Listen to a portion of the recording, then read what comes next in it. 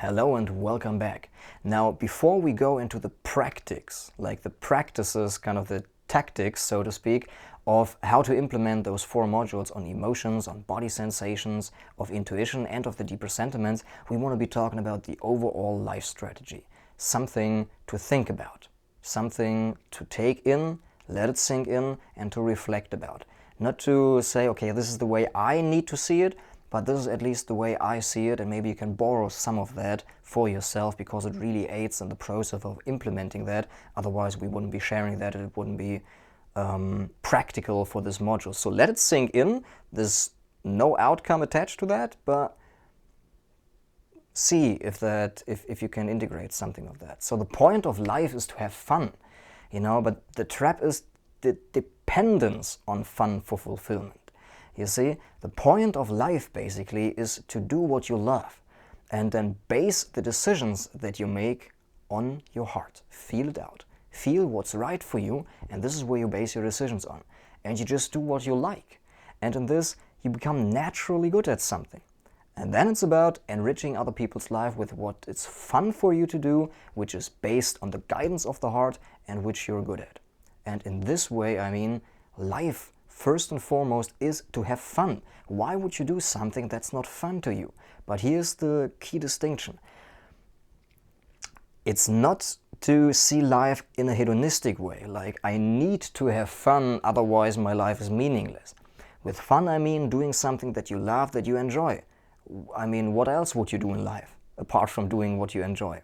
But to look for the fun, like, I wish I had more fun, or this is the misunderstanding. Then it actually shows you that you do some things that are not fun to you, and in order to compromise, or like to what's the word for that? To kind of undo that, or to balance that out, so to speak. You do something that's fun in order to balance out the things that are not fun, that you're kind of forcing yourself to do. So dependence on fulfillment, on fun for fulfillment, is not what I mean by life is about to have fun. But what else would you do, as I said, Do what you love, find out what you truly like, and then make the decisions based on your heart, as we've talked about in the intuition module, and then you become naturally good at something. Maybe it's art, maybe it's drawing, maybe it's making furniture, maybe it's being empathetic with animals, and you might end up working with horses or with dogs. Or it's fishing, and maybe you become a fishing instructor. I don't freaking know, but right now, in the Western world, and we're so fortunate to have that, actually, everybody can follow their hearts. It's just about receiving this voice and then having the courage to follow through.